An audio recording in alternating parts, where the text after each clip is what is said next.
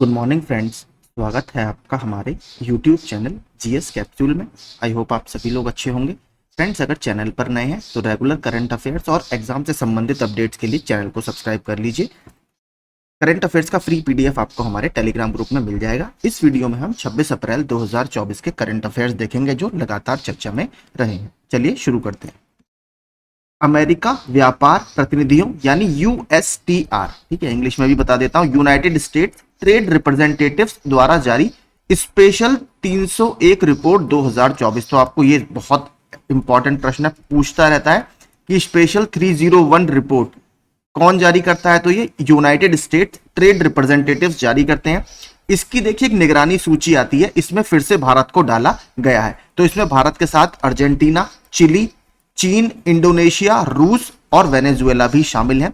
इस बार इसमें से जो डोमिनिक रिपब्लिक है या डोमिनिक गणराज्य है उसको निगरानी सूची से हटा दिया गया है। यानी इंटेलेक्चुअल प्रॉपर्टी से लेकर जो बौद्धिक आपकी क्षमता होती है उसको लेकर डोमिनिक गणराज्य की जो पॉलिसीज है वो ठीक ठाक काम कर रही है, इसलिए यूएसटीआर ने इसको निगरानी सूची से हटा दिया है। यह रिपोर्ट आईपी यानी इंटेलेक्चुअल प्रॉपर्टी जो आपकी बौद्धिक संपत्ति होती है इसकी सुरक्षा की वास्तविक स्थिति की वार्षिक समीक्षा है।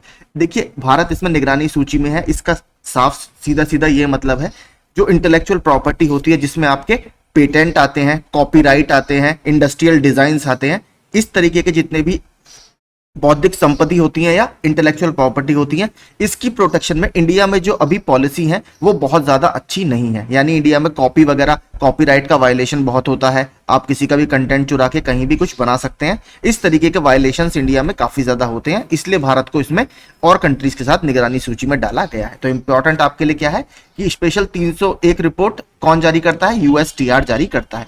देखिए इसी की तरह एक ट्रिप्स है, ट्रिप्स आपका डब्ल्यूटीओ के अंतर्गत आता है। डब्ल्यूटीओ आपको पता है पूरी दुनिया में वैश्विक ट्रेड वगैरह देखती है, तो डब्ल्यूटीओ का एक इनिशिएटिव है trade related intellectual property rights, वो भी कहीं ना कहीं जो इंटेलेक्चुअल प्रॉपर्टी है उसको प्रमोट करने की बात करता है। तो अगर आपसे पूछे कि ट्रिप्स किससे संबंधित है तो ट्रिप्स आपका डब्ल्यूटीओ से संबंधित है। डब्ल्यूटीओ के बारे में बता चुका हूं मैं, इसको 1995 में मरक्केश की संधि के बाद स्थापित किया गया था।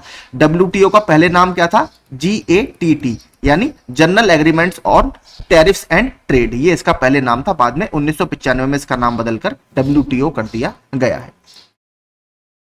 यमन के हाउती विद्रोहियों ने दावा किया है कि उन्हें अदन की खाड़ी में 2 अमेरिकी जहाजों और हिंद महासागर में एक इजरायली मालवाहक जहाज को निशाना बनाया है। तो सबसे पहले इंपॉर्टेंट हमारे लिए क्या है, जो हाउती विद्रोही हैं वो कौन से देश से बिलोंग करते हैं? वो यमन से बिलोंग करते हैं। देखिए क्या करता है कभी कभी एग्जामिनर, कई सारे जो देश में विद्रोही ग्रुप होते हैं उसको एक तरफ दे देगा और एक तरफ आपको मैचिंग करने के लिए दे देगा कि ये किस देश से संबंधित है। तो हाउती जो मिलिटेंट है वो यमन से संबंधित है। यमन का मैंने नीचे मैप भी डाला है, वो भी देखेंगे। इसके अलावा देखिए जो अदर कुछ मिलिटेंट ग्रुप या क्रांतिकारी संगठन चर्चा में रहते हैं, बोको हरम, बोको हरम आपका नाइजीरिया का ग्रुप है और देखिए ये इतना खतरनाक है, इसको बोला जाता है Islamic States of West Africa provinces, यानी पश्चिमी अफ्रीका और नॉर्थ अफ्रीका में ये ऑपरेट करता है और इतना ज्यादा खतरनाक है कि ये इस्लामिक स्टेट इसको बोल दिया जाता है, जो इराक और सीरिया में ऑपरेट करता है।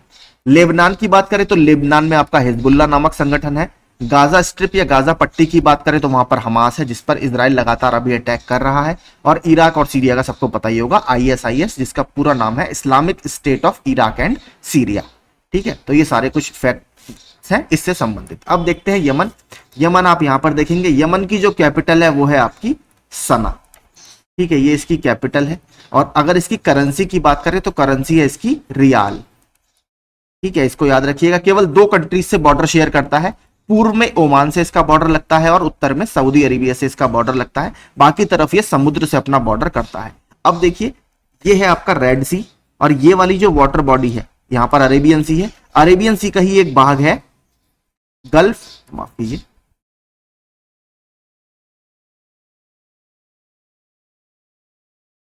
गल्फ ऑफ अदन या अदन की खाड़ी। देखिए इसका नाम क्यों रखा गया है, एक पोर्ट है यमन में अदन, जो आप यहां पर देख सकते हैं, ये देखिए इसी के नाम पर इसको अदन की खाड़ी बोला जाता है। और एक चीज पूछता रहता है कि कौन सा जल डमरू मध्य अदन की खाड़ी और लाल सागर इन दोनों को जोड़ता है, तो यहां पर आप पढ़ सकते हैं बब एल मंदेब।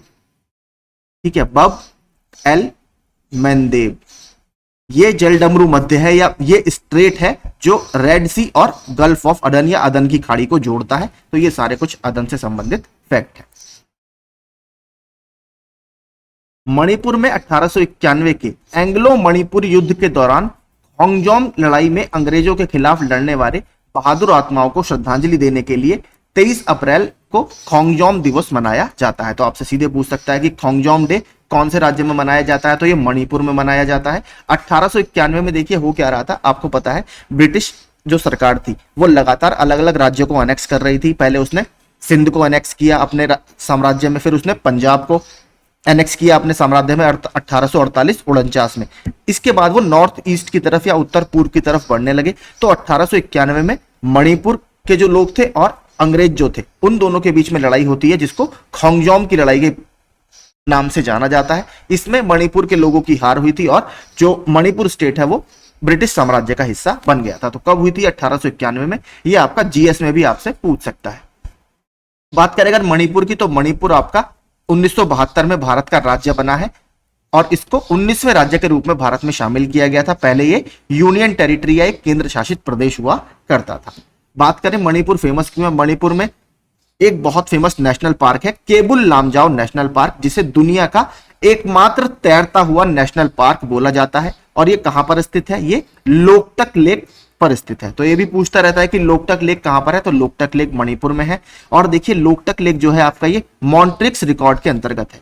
मैं आपको बताता हूं क्या होता है। ये जो आपकी रामसार कन्वेंशन है, ठीक है, रामसार कन्वेंशन है जिसके अंदर आपका वेटलैंड या आर्द्र भूमियों का संरक्षण किया जाता है, उसके तहत एक रजिस्टर मेंटेन किया जाता है जिसको मॉन्ट्रिक्स रिकॉर्ड बोलते हैं।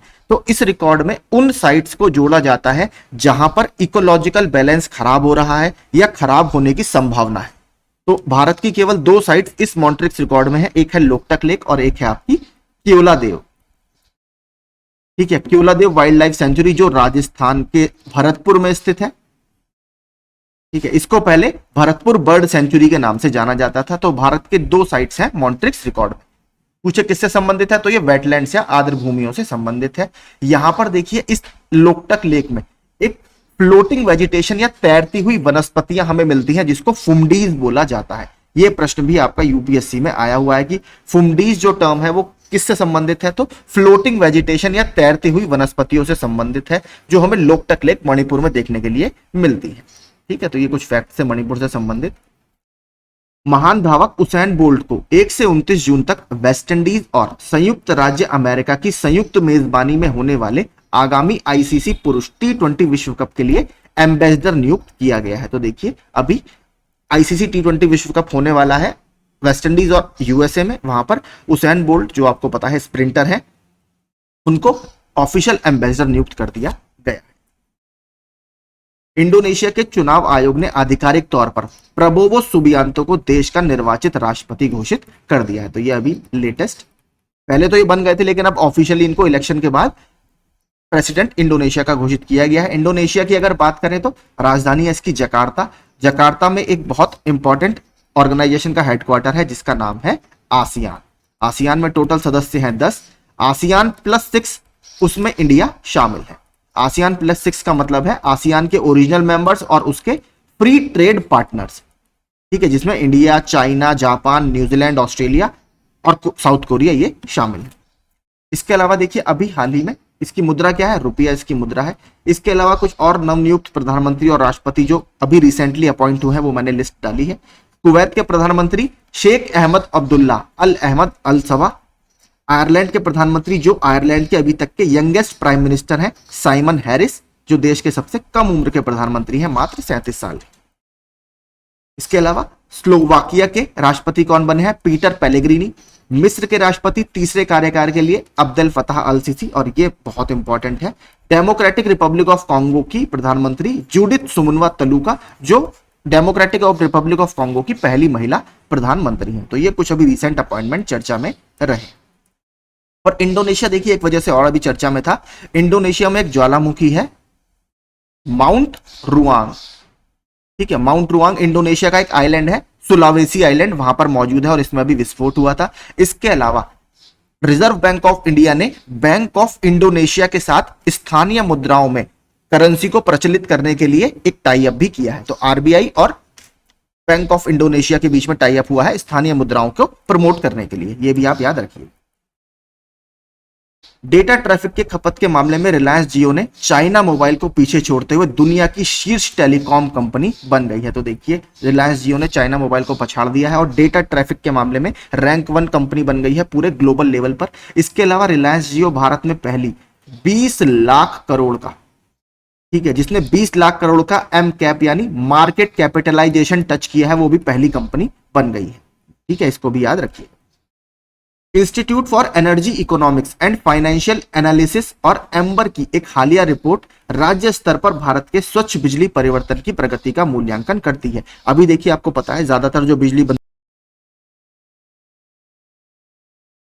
विद्युत संयंत्र होते हैं उससे बनती है। तो ये जो रिपोर्ट है ये बताती है कि कौन सा राज्य तापीय विद्युत संयंत्रों से नवीकरणीय ऊर्जा स्रोतों, जिसमें सौर ऊर्जा शामिल है, विंड एनर्जी या पवन ऊर्जा शामिल है, इसकी तरफ शिफ्ट हो रहा है। तो इसमें 2 राज्यों ने बहुत अच्छा परफॉर्मेंस किया है, कर्नाटक और गुजरात ने, जबकि झारखंड, बिहार, पश्चिम बंगाल और उत्तर प्रदेश जैसे राज्य इसमें थोड़ा सा भी पीछे हैं। तो इसको आप याद रखिएगा। रिपोर्ट किसने जारी की है? Institute for economics and financial analysis और एम्बर ने ज्वाइंट रूप से रिपोर्ट जारी की है। टीकों के महत्व को उजागर करने के लिए यानी वैक्सीनेशन को उजागर करने के लिए 24 से 30 अप्रैल तक जो अभी हफ्ता चल रहा है, इसमें विश्व टीकाकरण सप्ताह यानी वर्ल्ड इम्यूनाइजेशन वीक मनाया जाता है। 2012 में विश्व स्वास्थ्य सभा द्वारा स्थापित, अब यह 180 से अधिक देशों में फैला हुआ है, यानी जो आपका अप्रैल का लास्ट वीक होता है उसमें इसको मनाया जाता है और अब 180 से अधिक देश इसको मनाते हैं। इस बार इसका थीम या विषय क्या रहा है? मानवीय रूप से संभव सभी के लिए टीकाकरण, जो टीकों की सार्वभौमिक पहुंच पर जोर देता है, यानी सभी का टीकाकरण होना चाहिए, तभी आप जो टीकों से जिन बीमारियों को रोका जा सकता है वो बीमारियां आपके देश में ना फैले। जैसे अफ्रीकी देशों में आपको पता है बहुत ज्यादा ट्रॉपिकल डिजीज वगैरह रहती है, तो वहां पर टीकाकरण बहुत जरूरी है। भारत इसके लिए कौन सा मिशन चलाता है? मिशन इंद्रधनुष। ठीक है, मिशन इंद्रधनुष भारत सरकार के द्वारा चलाया जाता है, जो टीकाकरण से संबंधित। एक ये फेस्टिवल चर्चा में रहा मीनाक्षी सुंदरेश्वर मंदिर में। तो पहले मंदिर याद रखना है, ये तमिलनाडु में स्थित है। भव्य चिथिराई कार महोत्सव के लिए हजारों भक्त मासी की सड़कों पर उमड़ पड़े। तमिल महीनों चिथिराई, देखिए तमिल जैसे हमारे हिंदू में महीने होते हैं आपके चैत्र वैशाख, इस तरीके से तमिल जो मंथ होते हैं उसमें चिथिराई या पंगुनी जो मंथ होता है इसके दौरान ये त्योहार मनाया जाता है। इसी के नाम पर इसका नाम चिथिराई महोत्सव रखा गया है। यह त्योहार देवी मीनाक्षी और भगवान सुंदरेश्वर, जिनके नाम पर यह मंदिर का नाम रखा गया है सुंदरेश्वर मंदिर, इनके मिलन का सम्मान करता है। तो यार नीचे मैंने कुछ फोटो लगाया, जैसे जगन्नाथ यात्रा में रथ कुछ निकलता है उसी तरीके का ये रथ का प्रोसेशन है। नाम याद रखिएगा, चिथिराई कार, कहां पर? तमिलनाडु में। इसके अलावा कल हमने एक और फेस्टिवल देखा था, थ्रिशूरपुरम। तो थ्रिशूरपुरम फेस्टिवल कहां पर मनाया जाता है? तो ये केरल में मनाया जाता है। पपुआ न्यू गिनी ने कर्नल एडिसन नेपियो को भारत का पहला रक्षा सलाहकार नियुक्त किया है। तो पपुआ न्यू गिनी और भारत के बीच लगातार संबंधों में अब गहराई आ रही है और इसी का एक उदाहरण है जो पपुआ न्यू गिनी एक आइलैंडिंग नेशन है प्रशांत महासागर में। उन्होंने कर्नल एडिसन नेपियो को भारत का पहला सिक्योरिटी एडवाइजर नियुक्त किया है। तो आपसे पूछे अगर किस देश ने भी पहला सिक्योरिटी एडवाइजर बनाया है तो पपुआ न्यू गिनी ने। पपुआ न्यू गिनी की बात करें तो आप देखेंगे ये पैसिफिक ओशन में पड़ता है, ऑस्ट्रेलिया के उत्तर में। ठीक है, अगर इसकी राजधानी की बात करें तो पोर्ट मोर्स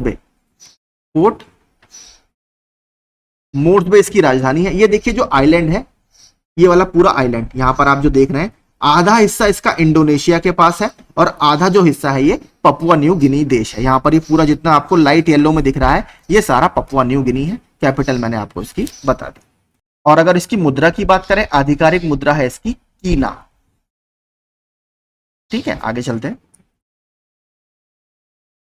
तीरंदाजी विश्व कप 2024 का आयोजन चीन के शंघाई में किया जा रहा है। कल ये देखिए चर्चा में क्यों है, भारत की तिकड़ी तरनदीप राय, धीराज बोम्बदेवरा और प्रवीण जाधव की भारतीय तिकड़ी पुरुष रिकर्व के फाइनल में पहुंचकर इन्होंने पदक पक्का कर लिया। फाइनल में पहुंचेंगे, अगर जीतेंगे आप तो गोल्ड मेडल मिलेगा, हारेंगे तो सिल्वर मेडल आपका पक्का है। फैक्ट दूसरा क्या याद रखना है, कहां पर यह विश्व कप आयोजित किया गया है? चीन के शंघाई में। इससे पहले अभी एशियन रेसलिंग या एशियाई कुश्ती चैंपियनशिप कहां पर हुई थी? ये किर्गिस्तान के बिश्केक में हुई थी। ठीक है, किर्गिस्तान के बिश्केक में, जिसमें भारत ने 9 पदक जीते हैं। इसमें भारत को इस बार एक भी गोल्ड मेडल नहीं मिला, यह भी हमें याद रखना है, कोई गोल्ड मेडल इस बार भारत को नहीं मिला। आगे चलते हैं। हाल ही में जारी खाद्य संकट पर वैश्विक रिपोर्ट यानी GRFC global report on food crisis, इसके अनुसार 2023 में 59 देशों में लगभग 282 मिलियन लोगों को उच्च स्तर की तीव्र खाद्य असुरक्षा या फूड इनसिक्योरिटी का सामना करना पड़ा। और ये देखिए रिपोर्ट जो है कौन जारी करता है, खाद्य सुरक्षा सूचना नेटवर्क यानी food security information network FSIN। और इसको देखिए तैयार ये करता है और इसको लॉन्च कौन करता है, global network against food crisis इसको लॉन्च करता है। तो ये दोनों आप याद रखिएगा। चिली का अटाकामा मरुस्थल कल चर्चा में था। शोधकर्ताओं ने हाल ही में चिली के अटाकामा रेगिस्तान की झुलसी हुई सतह के 13 फीट नीचे सूक्ष्म जीवों को पनपते हुए पाया, जो इस क्षेत्र में अब तक सूक्ष्म जीवन की सबसे गहरी खोज है। तो देखिए अटाकामा रेगिस्तान क्यों फेमस है, क्योंकि ये दुनिया का ड्राईएस्ट या सबसे शुष्क मरुस्थल इसको माना जाता है। यह उत्तरी चिली में स्थित है, जो पूर्व में एंडीज पर्वत और पश्चिम में प्रशांत महासागर के बीच स्थित है। यह विश्व का सबसे शुष्क रेगिस्तान या ड्राईएस्ट डिजर्ट है। अर्जेंटीना, पेरू और बोलीविया की सीमा अटाकामा रेगिस्तान से लगती है। तो आपसे ये भी पूछ सकता है कौन कौन इसका बॉर्डर शेयर करता है, तो चिली, अर्जेंटीना, पेरू और बोलीविया में इसका हिस्सा है। बात करें अगर चिली की, तो चिली की कैपिटल क्या है, सैंटियागो, और इसकी करेंसी क्या है, पीसो। ठीक है, चिलियन पीसो इसकी करेंसी है। मैक्सिको की भी आपकी पीसो ही है।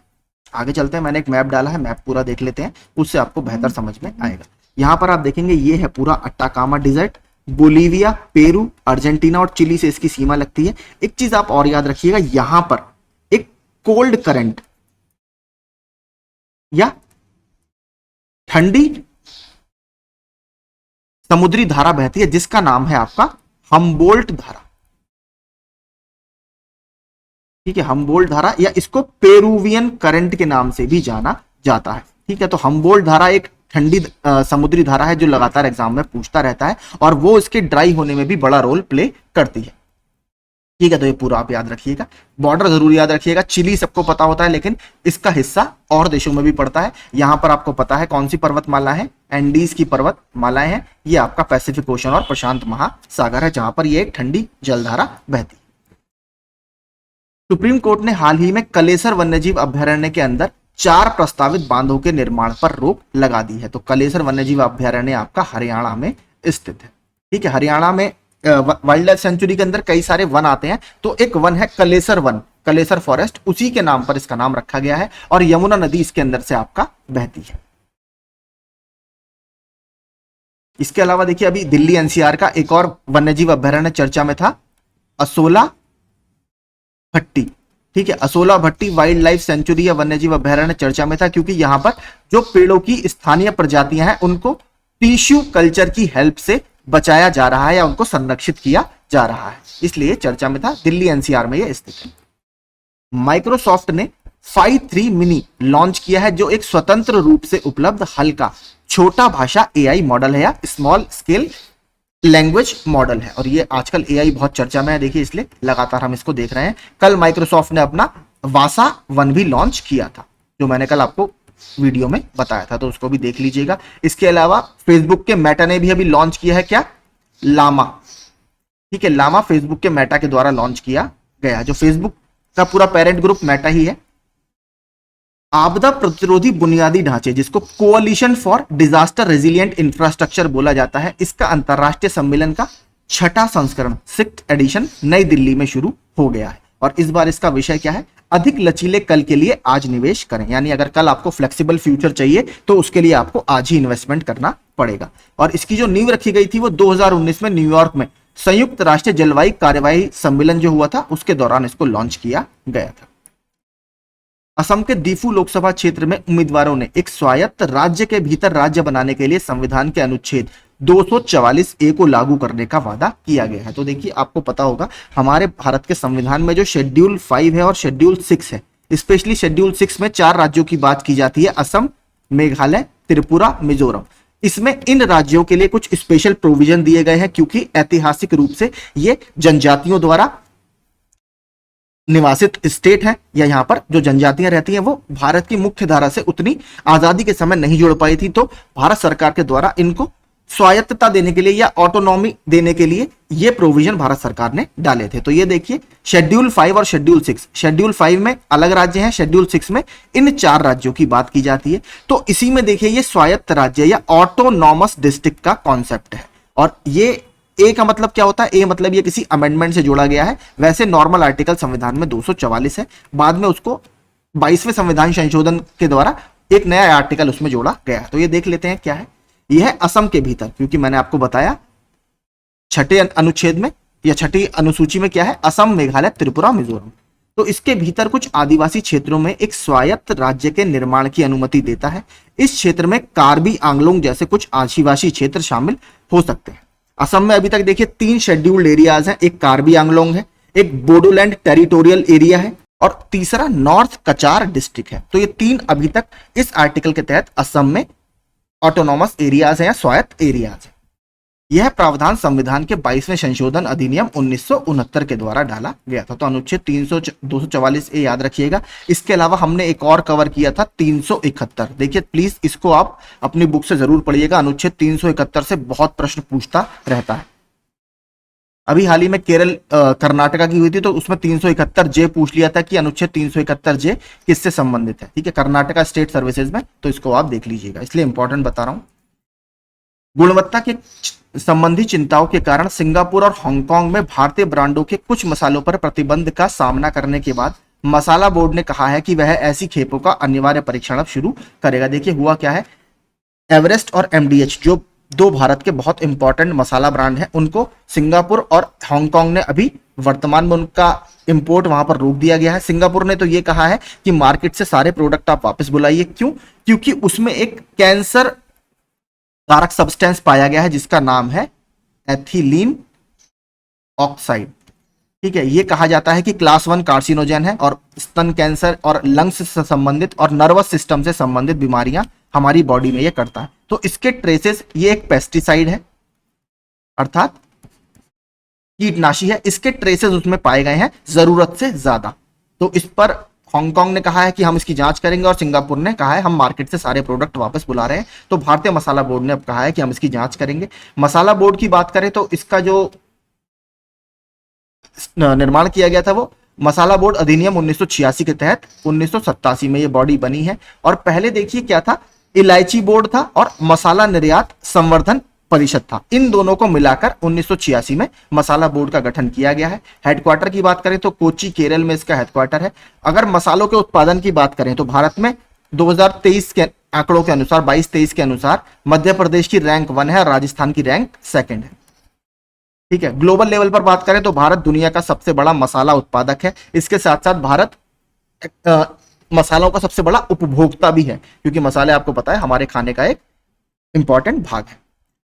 25 अप्रैल को अरुणाचल प्रदेश के दिबांग वैली में, तो अरुणाचल प्रदेश में है दिबांग वैली, लैंडस्लाइड के चलते नेशनल हाईवे 313 पर बड़ा हिस्सा ढह गया।